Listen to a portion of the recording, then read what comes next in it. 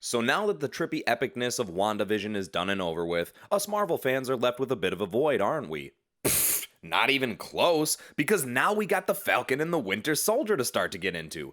Being Marvel's second Disney Plus show and the follow-up to the entry series of the fourth phase of the MCU, this obviously has some big shoes to fill, and high expectations have been set for it. Now I've been looking forward to this series as it seems to deal with the Falcon having a difficult time accepting the mantle of Captain America, which fits perfectly with my wave of mixed emotions when Steve passed the shield onto him in Endgame in the first place. What about your best fucking friend that you've been fighting to save and redeem for a trilogy of movies? You know, the one who also just so happens to have the super soldier serum and doesn't already have an established hero alias that he's better known as?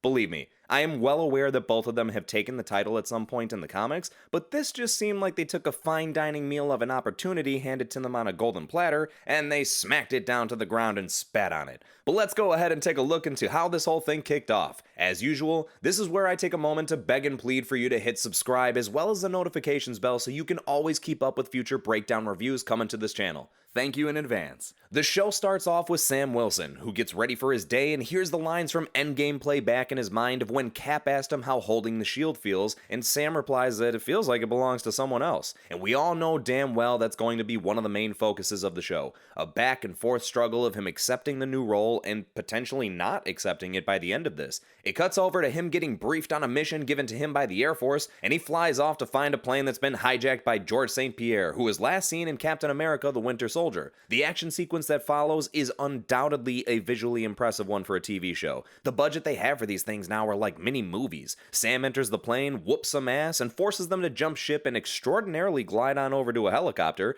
where he quickly shows up to meet them again, kick them out again, and then they fly over to another helicopter. Geez, this group is awfully resourceful and overly prepared, and it still didn't work out for them. The Falcon swoops through the doorways of the second helicopter to save the man being held captive just before they pass into Libyan airspace, which apparently would have caused World War III or something. And then we pop over to see Sam speaking with Danny Ramirez, his cheerleader from the previous scene. Jokes aside, he is a likable side character, and they did a nice job of not making him obnoxiously annoying. I'm not sure if they're going to go down this road or not, but in the comics, his character ends up being the second Falcon.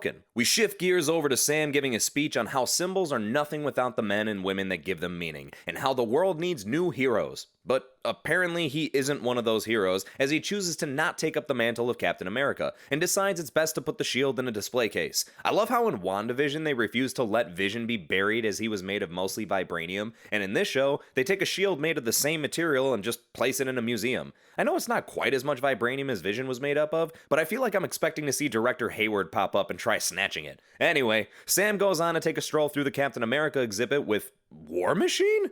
What's up, man? What are you doing in this show? Hope this isn't the only episode we see you in. And Sam further emphasizes why he feels it's wrong to be the new Cap. Cut over to a dope scene of Winter Soldier being an absolute badass, only to find out it's a nightmare Bucky's having. Notice he's sleeping on the floor instead of a bed? This could easily be because he's not doing well financially, I don't know, but I feel like it has to do with the conversation back in Captain America: The Winter Soldier, where Steve Rogers told Sam that his bed was too soft after he returned from the war because he'd become used to sleeping on the ground. So, Bucky talks to a therapist and lies about nearly everything she asks him, and all I could keep thinking was, damn it, he looks so much like a young Luke Skywalker. They better do that show. She gives him shit for being alone and not using his phone to communicate with others. Like, that's a thing to be surprised about. His most recent memories are from World War II and then some insanity-inducing battles in the present day. What on earth are you expecting him to do with a cell phone? I understand if you want to show him the ropes on how to use it and reinforce the positive effect it can have on your livelihood if you use it accordingly, but how are you not going to level with the guy? Or at least try to. You're his therapist.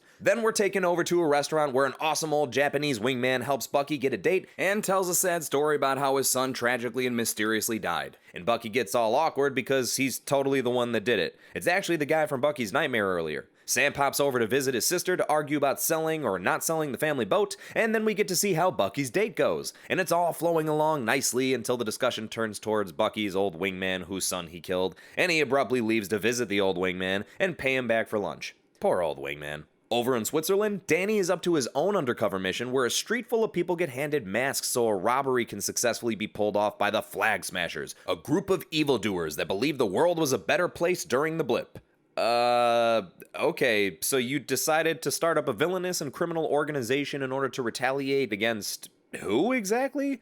If you want to take your anger out on the person who unblipped the blip, then you'll have to navigate yourselves over to Professor Hulk, and then realize what a horrible choice you've made. What's the Flag Smashers' central goal here? Are they attempting to return the world to the state it was during the blip? Because that would mean they intend on wiping out half the population. Also, Enfys Nest from the Han Solo movie is apparently a super soldier now, as she's the one that laid the smackdown onto Danny. All kidding aside, she's credited for playing a character named Carly Morgenthau, who is undoubtedly a gender-flipped version of Carl Morgenthau, who is a villain called the Flag Smasher in the comics, and led a terrorist organization called Ultimatum. So then Sam and his sister go to have an extremely awkward conversation at the bank where they're attempting to get a loan to keep their family business afloat, and when I say awkward, I just mean it's because it was well acted. But they get denied, even though the banker was an obvious fanboy of the Falcon. Sam tries fixing up the family boat when he receives a text from Danny who wants to chat. He sends Sam a video of Enfys Nest so they can analyze it a bit, but Sam gets interrupted by his sister who flips on the TV.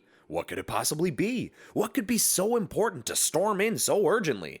Turns out the government decided they don't want that vibranium shield in a museum, and they introduced the brand spanking new Captain America. And no, he's not Steve Rogers. Then the episode ends. So, there's the breakdown of Episode 1, New World Order. I gotta say, this was definitely a nice way of kicking off the show. My horrible jokes and nitpicks aside, there were some good performances all around, and this proved to be a solid beginning to the next installment of the MCU. I am curious to see how quickly they get into everything, given the fact there's only 6 episodes for this series, but there's already a few things that have caught my interest. Mostly the new Captain America. The character that they put into the role is known as John Walker, and in the comics, he ain't such a nice person at first. He was originally a supervillain called Super Patriot, but eventually goes on to take the mantle of Captain America when Steve Rogers decides to step down. Later on, when Steve returns as Cap, Walker takes on the identity of US Agent. He basically has the same powers as Captain America, more or less. So I'm curious what route they're going to go with him. Are they going to just make him a straight-up villain? Or are they going to give him some sort of a personal drive and motive that makes us sympathize with his situation? Something tells me it'll start off with the former and lead into the latter. I wonder if Baron Zemo is the one pulling the strings of the Flag Smashers, or if he's going to attempt to utilize them into being his next tool to tear the remaining Avengers apart from the inside. Again. Or if he has anything to do with them at all. And of course, I can't wait to see exactly what it is that will bring the Falcon and the Winter Soldier together, as it seems a highlight of the show overall will be the camaraderie and banter between the two. What are you most excited to see and find out? What direction do you think they're going with this series? Are you looking forward to the rest of the series? Let me know all of your thoughts, theories, and opinions in the comment section. Like this video if you enjoyed the content, and I'll catch you at the next review.